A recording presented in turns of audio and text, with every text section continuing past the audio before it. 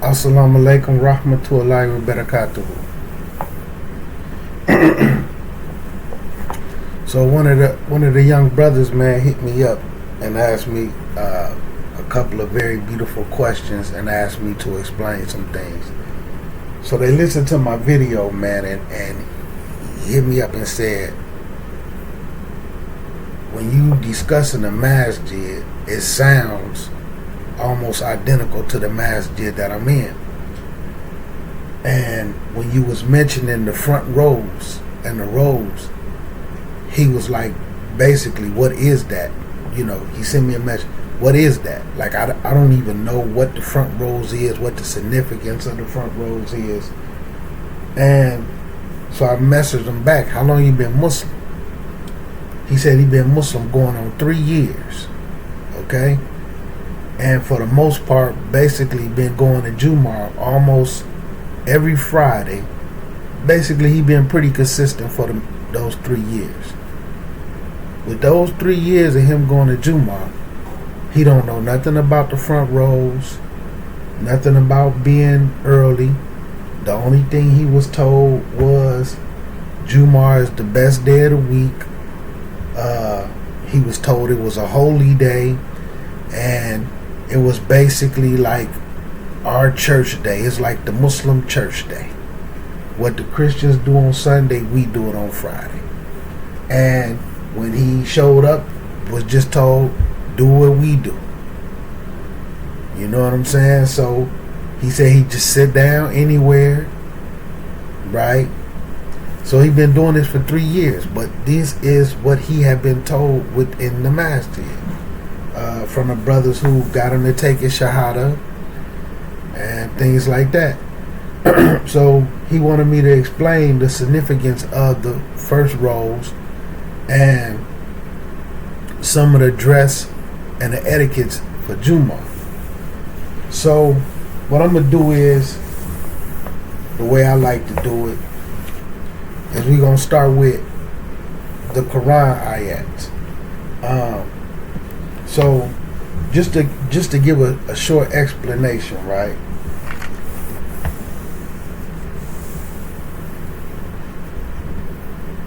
Jumu'ah, or like the congregation, you know what I'm saying, the group, the gathering, technically it's Jumu'ah Salah. And I'm mentioning Jumu'ah Salah so that the understanding can be grasped that it is an actual prayer. It's an actual prayer. When you understand that it's an actual prayer that's fard, you should look at it different. Right? Some people think it's just like a sunnah, but it's not. It's fard. Jumu'ah Salah replaces Dhuhr Salah, right? And the other question you asked me, let me repeat it before I forget to answer it. How come I don't sit in the front rows, right? And why do I sit in the back? So inshallah, I'll remember to answer that too. So when you understand that it's an actual salah, you should look at it different. Some people think it's like just a sunnah, but it replaces dhuhr. Like I was saying, it replaces dhuhr. Dhuhr is 4 rakats. And this is why you don't pray dhuhr on Fridays if you go to Jumu'ah service. If you miss Jumu'ah service, then you have to make dhuhr. Right? So, some of the structure of the khutbah, right? Dhuhr, 4 rakats. Jumu'ah replaces dhuhr. So, the kind of explain it in a simple term, and I want to be careful with my words before, somebody start talking crazy, right? The the person giving a khutbah, they'll do what's called the first khutbah, right? Then after they do the first khutbah, they sit down. That first khutbah can be considered the first rakah.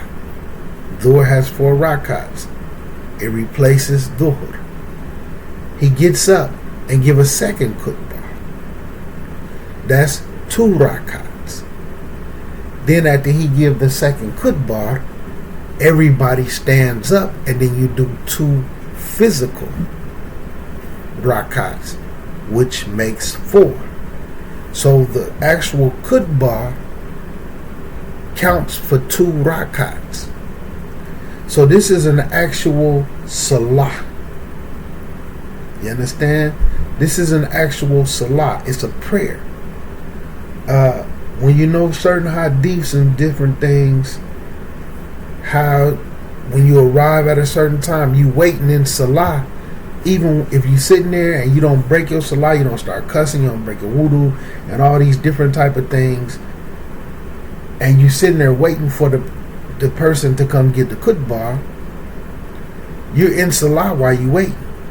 And then you could do certain things when it's over. As long as you don't break the salah, you're still considered to be in salah. Yeah, as long as you don't break it. So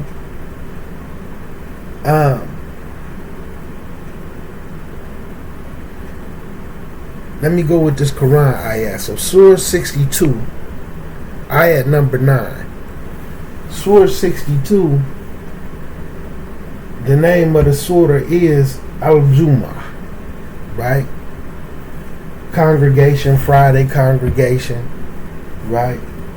So in Surah 9, ayat 9, Surah 62, ayat 9, it says, O believers, you Muslims, you mu'min, when the call to prayer is made on Friday,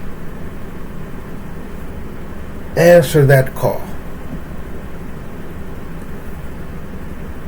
Then proceed diligently to the remembrance of Allah and leave off all business, all distractions, everything else that you got going on. At this point, nothing matters except for that remembrance of Allah Azza wa Jal, right? This is that salah, okay? That is best for you. This is the best thing for you to do if you only knew. Alright? Ayat 10. Once the prayer is over, disperse throughout the land and seek the bounty of Allah and remember Allah often so that you may be successful. And remembering Allah often so that you may be successful is, in this situation, when you come in across some circumstances and they could lead you to going left, remember Allah and make a different choice, right? Like one of the brothers had to tell one of the other brothers, committing a sin and living your life in sin is 2 different things. We all gonna sin. We all gonna do something wrong. But when you make tawbah, and then when you make things to rectify those situations, that's a different story. But when you just live your life in sin and it don't matter to you, you don't make tawbah, it's just a part of your regular life, now you're on something different. So you have to remember Allah Azza wa Jal often during those times and make the right choices as often as you can. And if you fall into a sin, if you choose to do some type of sin and you caught up in the moment, do what you're supposed to do after you do that sin. Don't turn it into something regular, right? So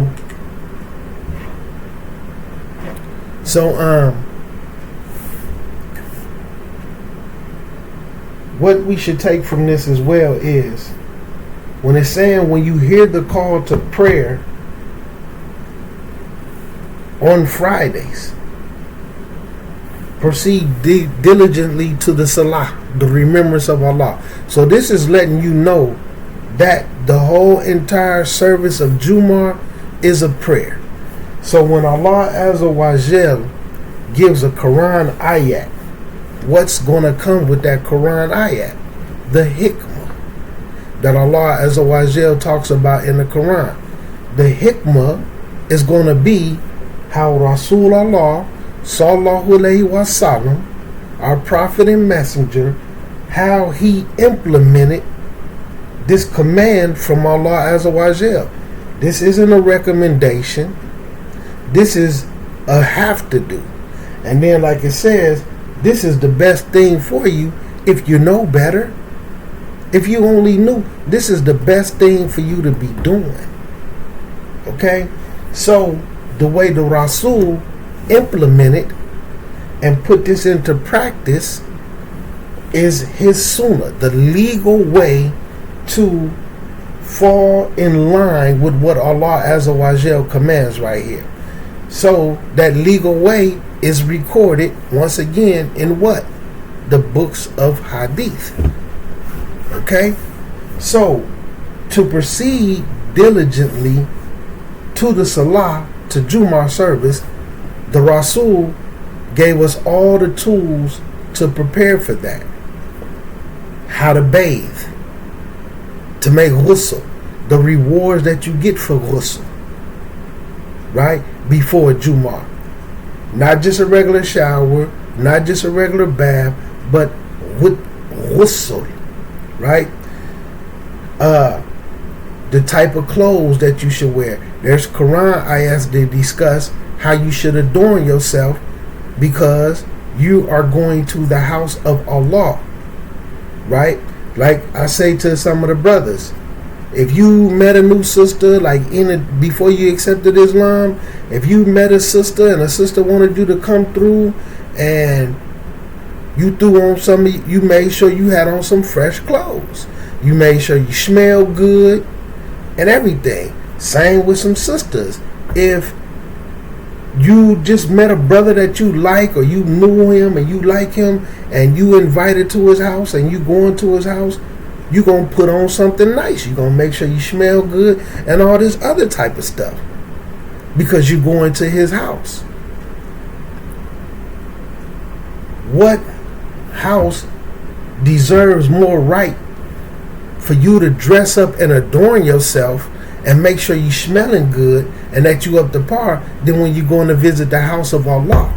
Because you're going to pray, you're going to sit in the remembrance of Allah Azza wa Jal.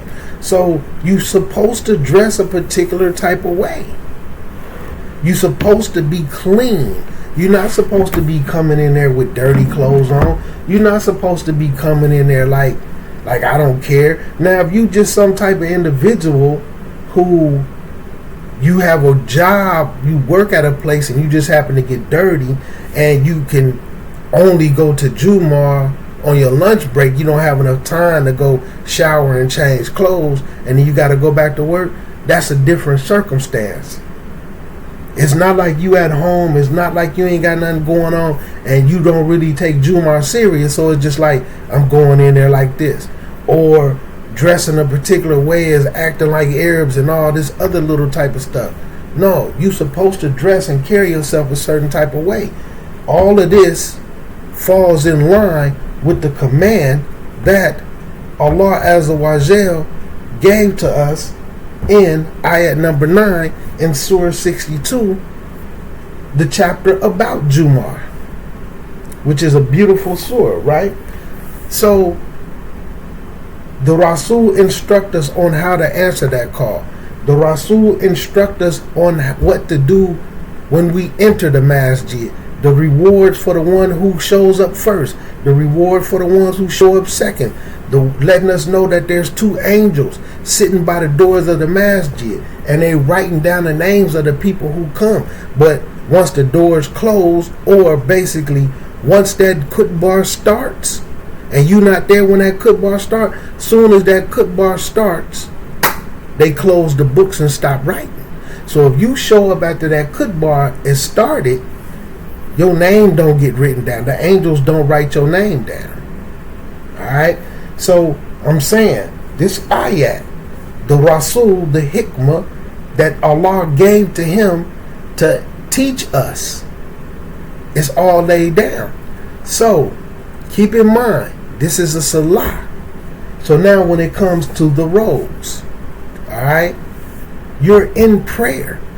The Rasulullah sallallahu alaihi wasallam wouldn't even let the Muslims make a second row unless the first row was completely filled, with the gaps closed in, because the rules for standing also apply when you're sitting. You're in salah.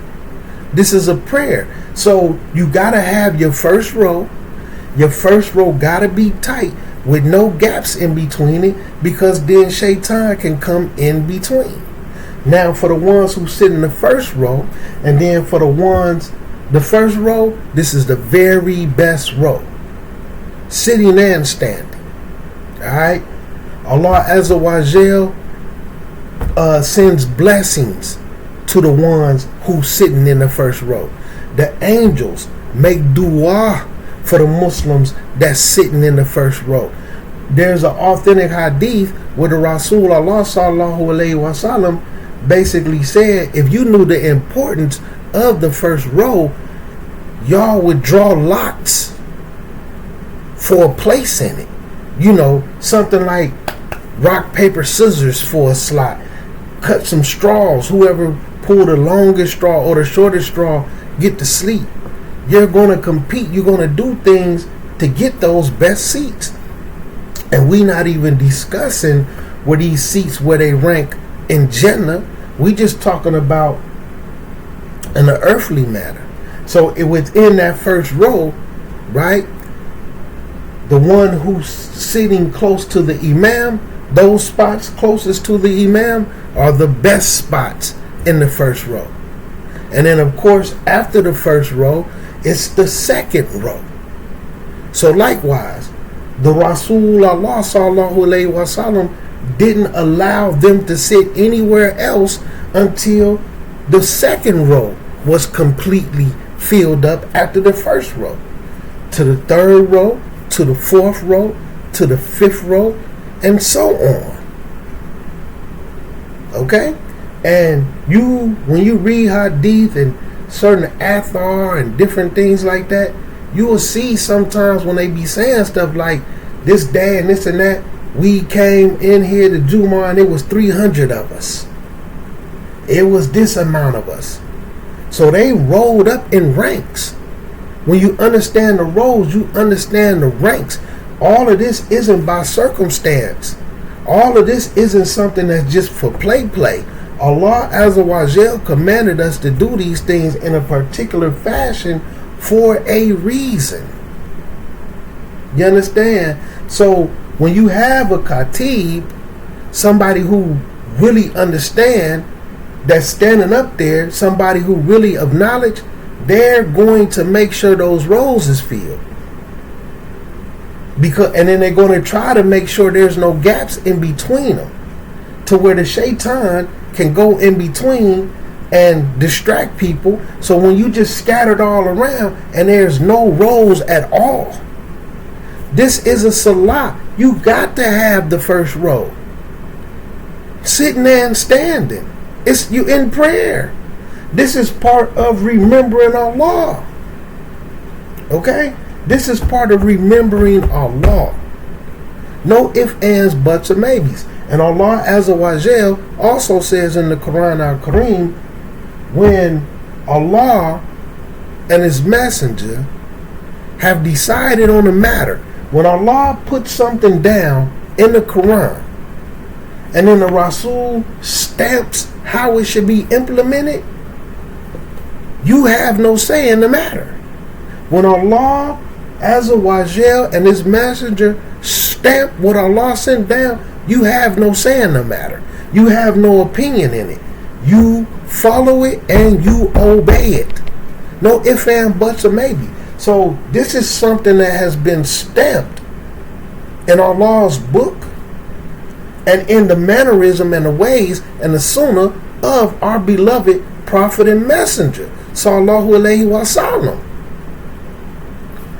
The Rasul didn't give no Jumuahs or anything without making sure that first row was filled first.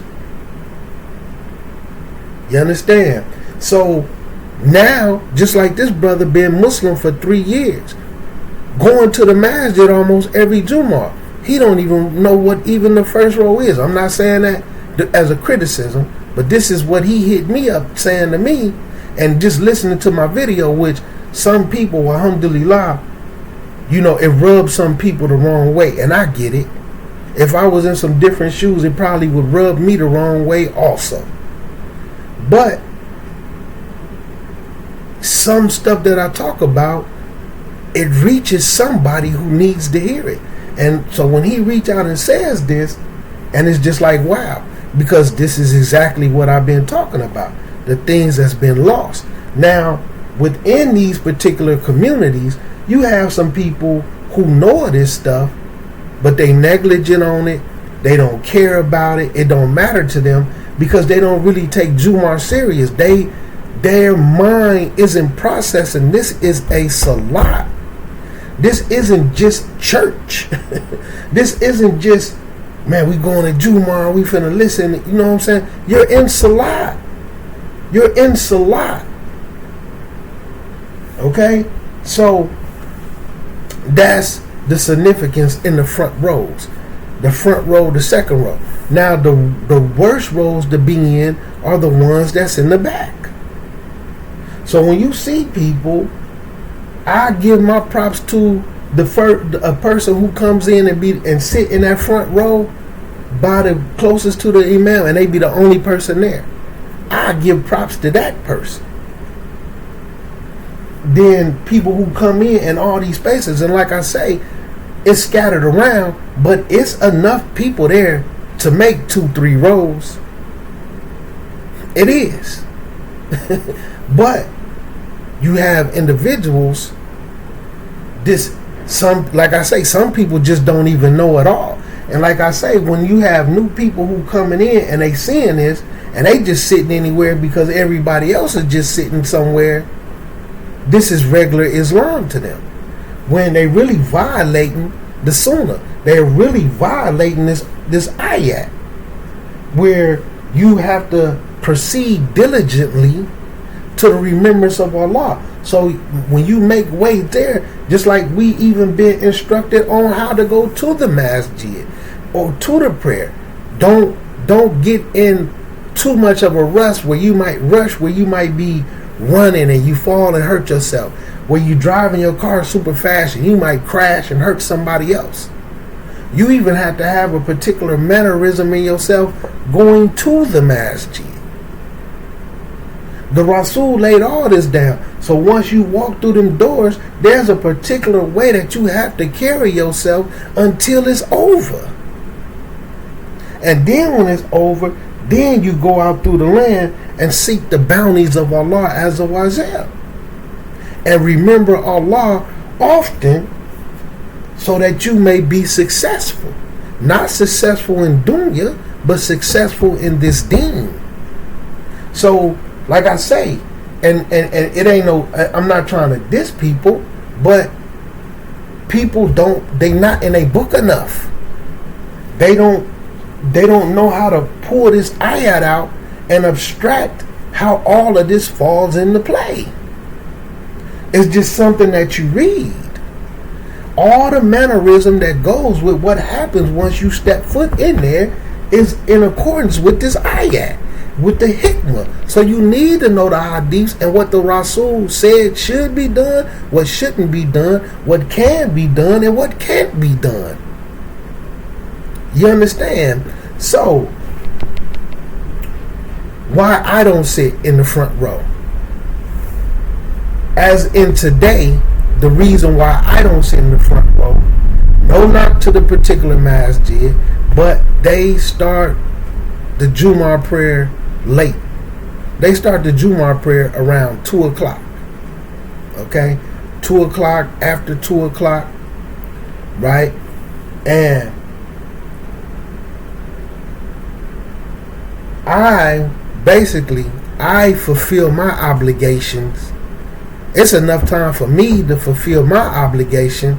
Me with the few brothers that live on this block, we do Jumuah right in there. We can hold Jumuah service in here, Jumuah Salah in here, in accordance with Quran and Sunnah, and then I still have enough time to go over there. Now, why do I go over there? Because it's some brothers that go to that masjid, and I really be wanting to see them. I really be wanting to have a moment to sit down and chop it up with them and meet some of the new Muslims, because I know what they up against. I know the reality of this community. I know the reality of the Muslims that's running around in these streets that don't go to Jumu'ah, that they have to interact with.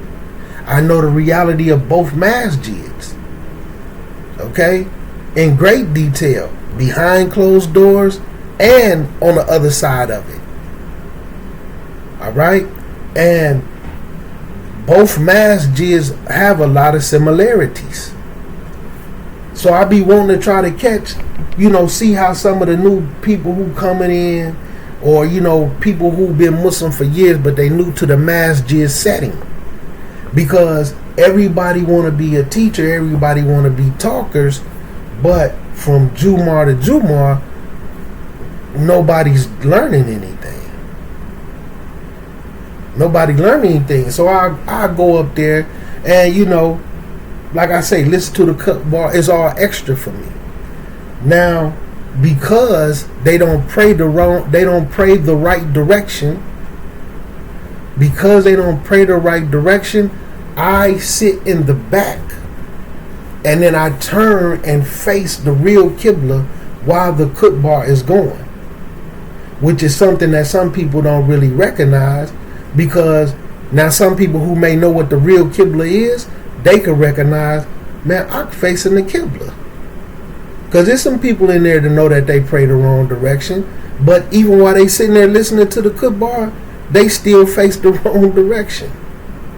So they won't even sit and face the right direction.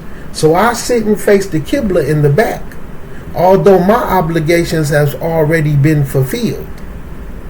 I'm just here to listen to the khutbah and perhaps talk to a couple of the brothers. So once the khutbah is over with, when they get up to go do their prayer, although it's extra for me, I leave. I dip out. Because if it run long, I have to hurry up and get to work. If it don't run long, then I wait till they get done doing what they doing, and then I'll chop it up with them. Now, they don't pray the right direction, so that's why. Plus, when I show up, and this is something that I did when I was in there all the time, and I didn't have a way to fulfill my obligation, so instead of completely leaving, what I would do was go to the other room and just face the real Qibla while they face that way. But I still use some discretion, but the administration, everybody knew I did it.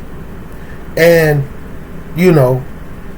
so then I would just go over there and pray. So I would sit in the first rows then, but I would show up early. So what I started doing was, because I know the significance of that row, and we fought for it.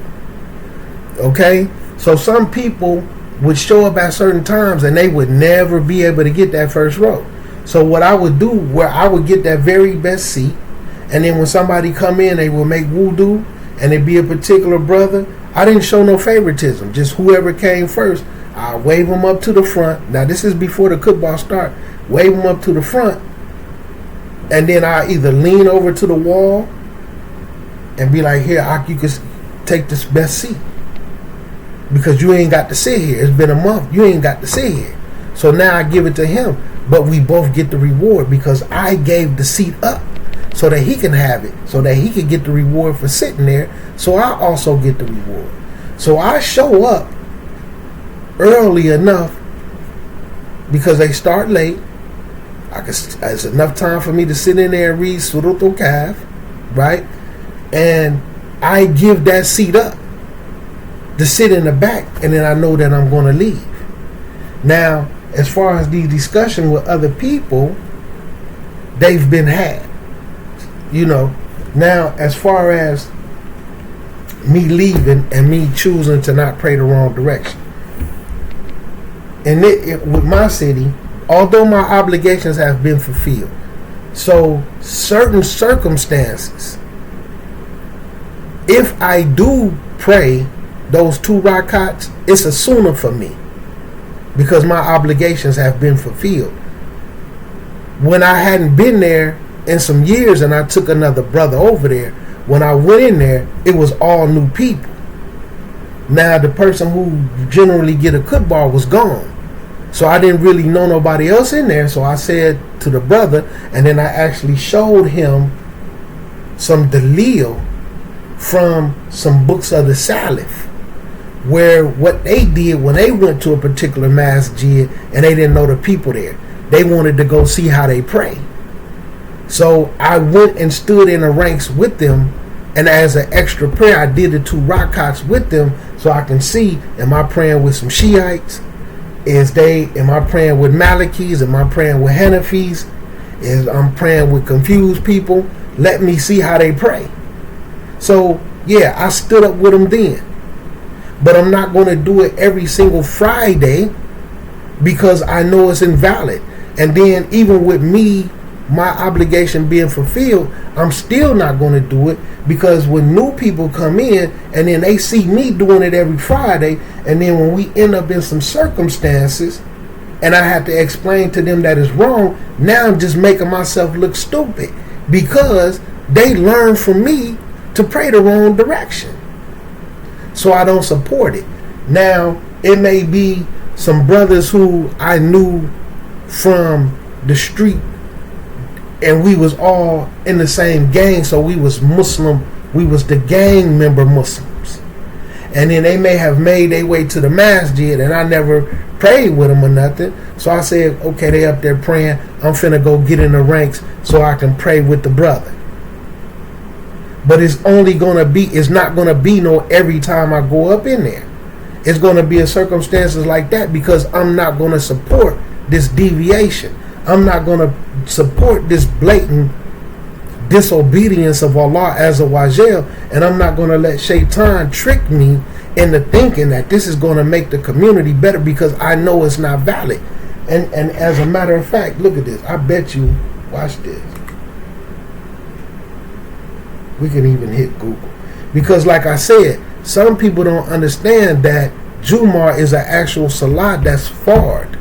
This isn't no sunnah. This isn't like a Taraweeh prayer. This is a fard. It replaces one of the 5 dailies. So it's one of the 5 daily salats on Friday.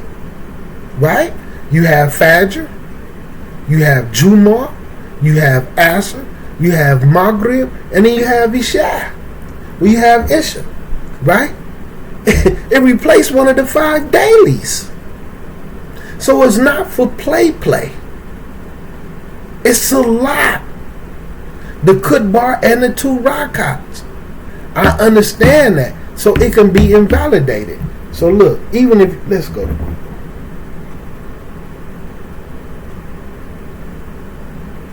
So what I done typed in, let's see if that'll show up. What I typed in is, I look a little clear. But anyway, so me holding up to the screen, what I typed in is, do you have to face the Qibla for Jumu'ah prayer? Even just AI, just Google.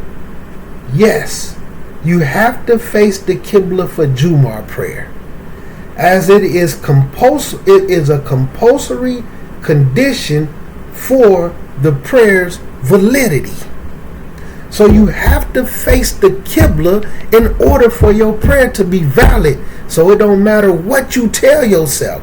If you not making that prayer up, if you not doing something before and you go stand up in there talking about you just praying with the brothers or whatever you tell yourself, and you know that that's the wrong direction, it's invalid. But continuing on, just as it is for all other ritual prayers. This means you must strive to accurately determine the direction of the Kaaba in Mecca, whether by using signs, a compass, or asking those who really know the real direction. Okay? Now, if you pray the wrong direction intentionally, you have to make that prayer up, or that prayer is invalid, because you intentionally praying the wrong direction. So that's why I be saying they're disobeying Allah, but they're calling it obedience. And then they coming up with these excuses, and then unfortunately, in some cases, they really just don't have the heart to go in the other room and face the real direction. And like I say, some of these individuals, they could say they making it up, they could say they did it before, but they can't lie to Allah.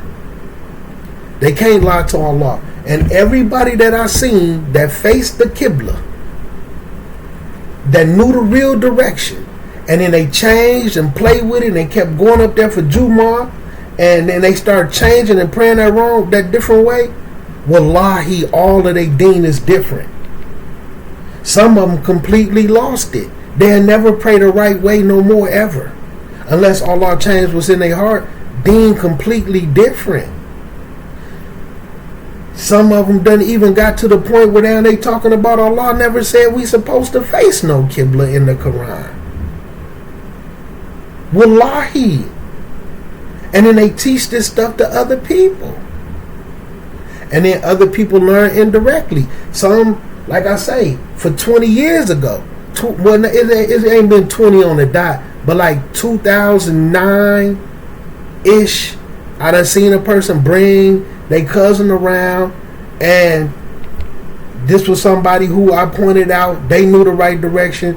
They showed their cousin the right direction, but then they had a cousin go in there and disobey Allah in that line. And their cousin been up on that action since about 2009, almost 20 years. I still look at them do it. You know what I'm saying? And then they hold demeanor when it comes to Jumu'ah.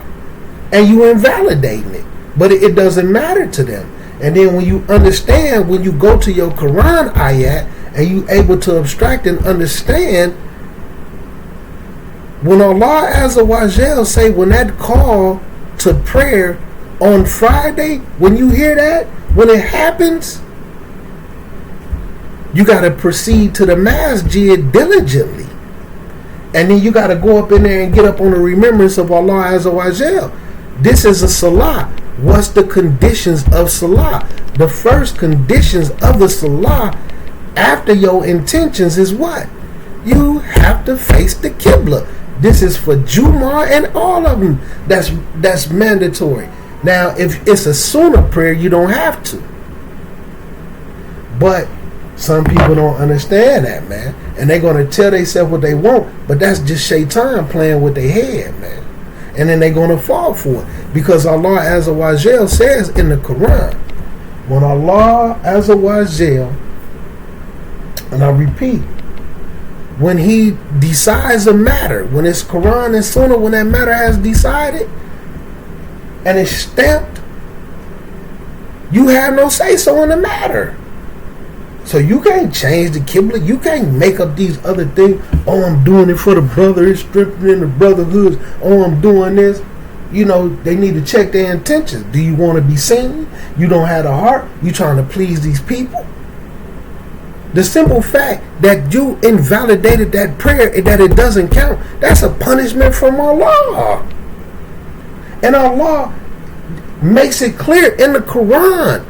It ain't like the Quran doesn't say wherever you are. When it's time for a real salah, face the Qibla, the sacred house in Mecca, from wherever you are. How do you go against that for anything? So like I said, the times, and like I say, I'm not going to do it all the time. The couple of times that I did do it, for the reasons that I did do it, it was from things that I seen in the deen, not me making up my own thing. And I did it as a sunnah prayer. I had already fulfilled my obligation. I'm just over there for extra. They start so late, it's enough time for me to make it there. You see what I'm saying? So I'm not violating it. some people violating it.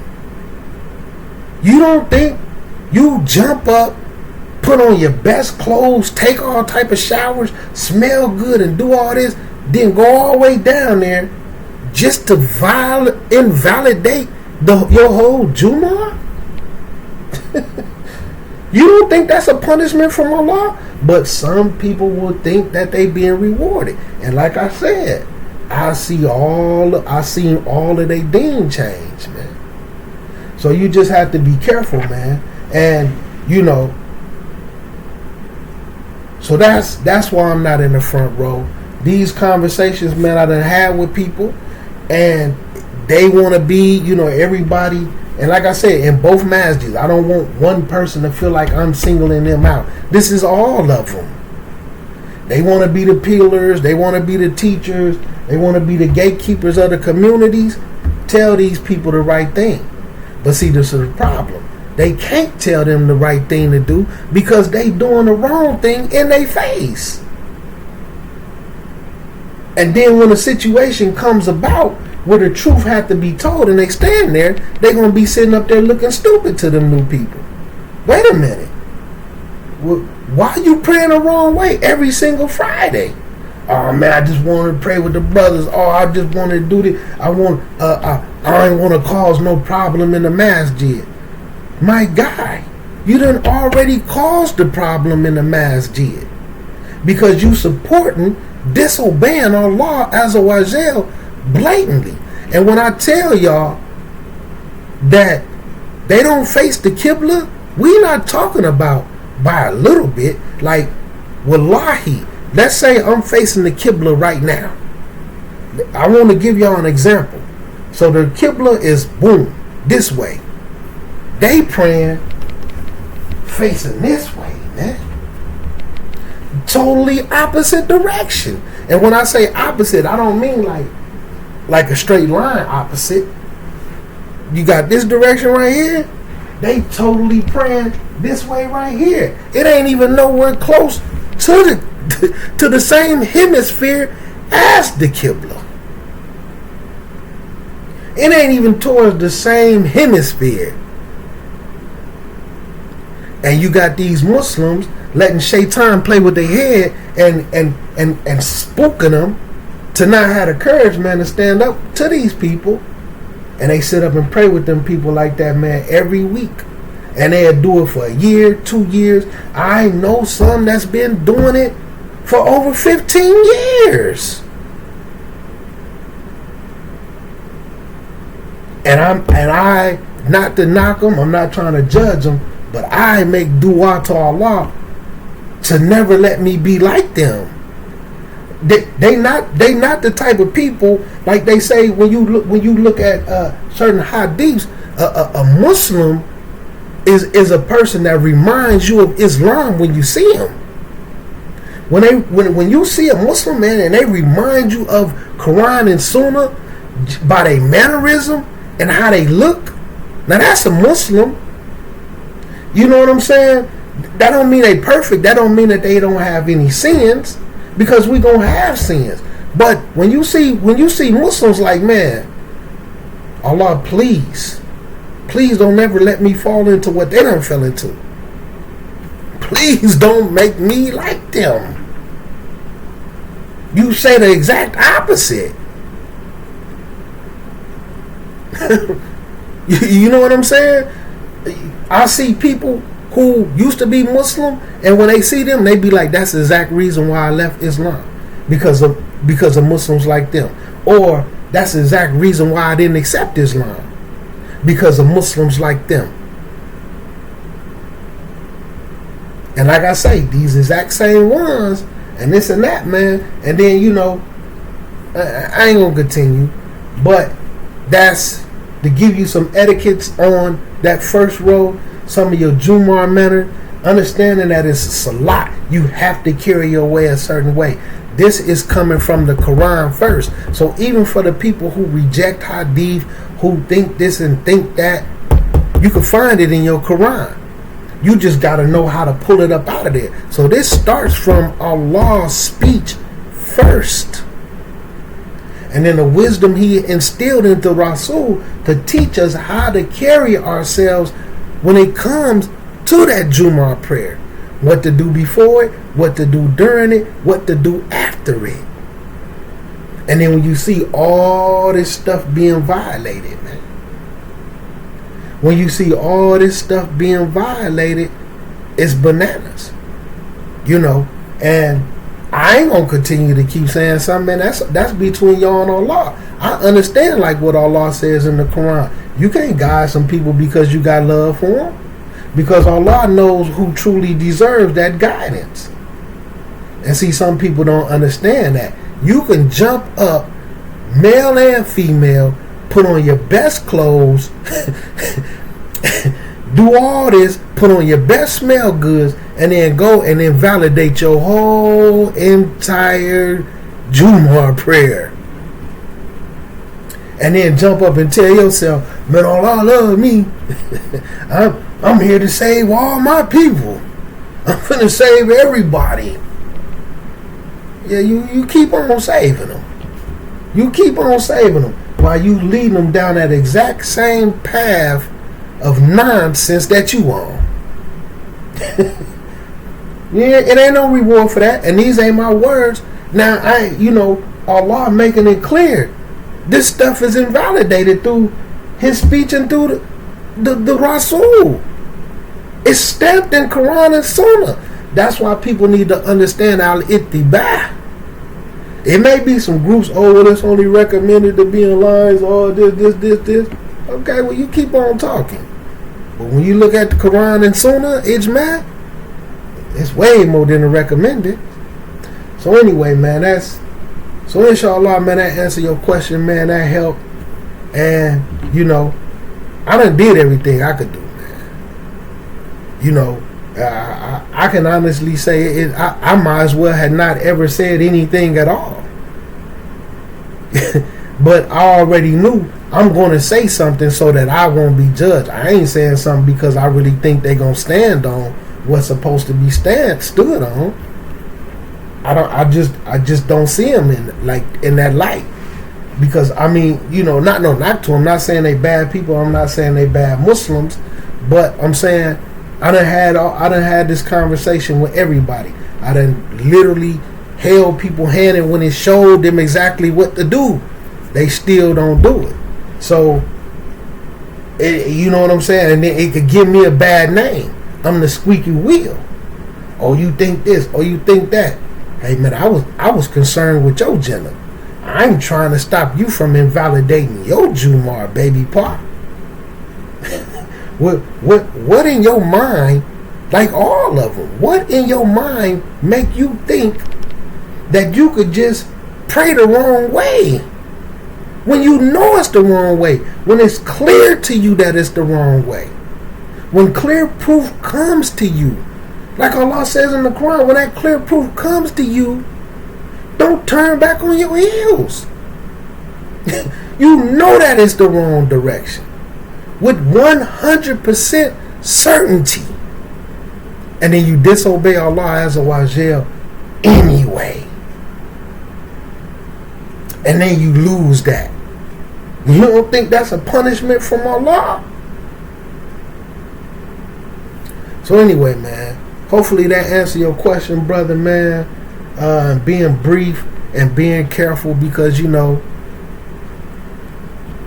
some people don't like these type of conversations, man. It's not for everybody, but these is the type of conversations that need to be had, because you can't clean your body off taking baths in mud. Alright? You can't clean your body off taking baths in mud. So how is the communities ever going to get purify itself if all it do is to continue to roll around in filth? like them rap cats used to say, they look like pig pen with jewels on. you just as filthy as pig pen with jewelry on. The little dirty filthy character on who was it, Charlie Brown them? But the jewelry is y'all got the looking and the makings and the speech of Muslim. Alhamdulillah, this and that. But y'all continuing to roll around in that filth of disobeying Allah Azza wa Jal, going against the sunnah of Allah, that Allah Azza wa Jal, the hikmah that He gave to the Rasul, totally violating ayat number 9 in Surah 62. But anyway, man, assalamu alaikum rahmatullahi wa barakatuh. You know, may Allah have mercy on us all, guide us to what's correct. And this deen is nothing to play with, and it's not ours. Allah sent it down, and it's the only thing that Allah is going to accept. And you know, it's just unfortunate, man, because I'm telling you, man, Muslims that I see play around, and they got evil little ways, and they got sneaky little ways, male and females, and they always up to no good, trying to be spiteful and bring some type of harm to other people. Man, it's like they almost out of their mind, man. And they living in misery, man. They so miserable that they hate to see another person happy. Other people's happiness make them feel like garbage, man. That's a punishment from Allah Azza wa Jal. You can't even be happy for your own Muslim brother or Muslim sister because you're rolling around in the exact same filth of dunya and the foolishness of jahiliyah. You look like pig pen with jewels on, man. Anyway, man, assalamu alaikum rahmatullahi wa barakatuh.